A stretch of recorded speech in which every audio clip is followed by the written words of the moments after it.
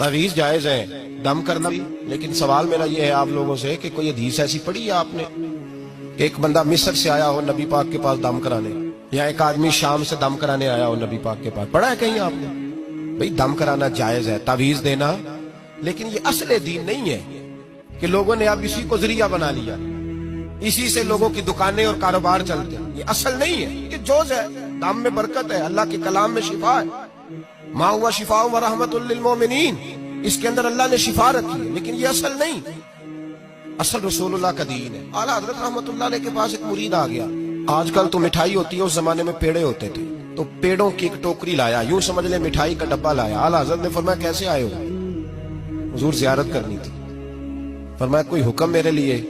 का जियारत। भाई बात ये छोटी है, लेकिन इन बातों का पस मंजर देखो और आज के जमाने में इन बातों को परखो तो देखो दीन किस तरह बेचा जा रहा है।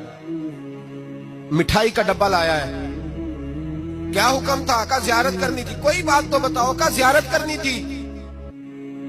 आला हजरत ने ना वो मिठाई का डब्बा तालिब इल्म को कहा पेड़े जाओ घर दे आओ। वो घर दे आया तो थोड़ी देर के बाद मुरीद कहने लगा हुजूर एक तावीज भी चाहिए था। फरमाया फकीर ने तो 2-3 दफा पूछा कोई हुक्म है, तो आपने कहा सिर्फ जियारत। अच्छा तावीज भी चाहिए? कागज कलम मंगाया, तावीज निकलने लगे और तालिब इल्म से कहा वो डब्बा तो ले आओ घर से मिठाई का। वो बच्चा अंदर से क्या डब्बा लाया। ओ भाई ये वो लोग थे जो फिर हक कहा करते थे, इसलिए कि दौलत असर अंदाज नहीं होती थी। ये मुरीद को इसलिए डांट लेते थे कि इनकी नजर मुरीद की जेब पर नहीं होती। ये इसलिए उसको सख्ती करते थे कि इन्हें ये नहीं था कि भाग गया तो रोजी रोटी कैसे चलेगी।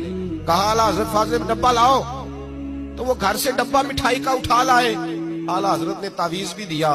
वो कहता है जब डब्बा आया ना तो आला हजरत ने हुक्म दिया ना डब्बा भी मंगाओ। अब उन लफ्जों में जलाल इतना था कि मैं घबरा गया, पता नहीं अब क्या बनेगा, मैं बोल ना सका। डब्बा आ गया, आला हजरत ने वो मिठाई का डब्बा भी वापस किया और तावीज भी दिया और एक जुमला कह के नमाज पढ़ने चले गए। एक जुमला फरमाने लगे अपना मिठाई का डब्बा ले जा, अहमद रजा तावीज बेचा नहीं करता।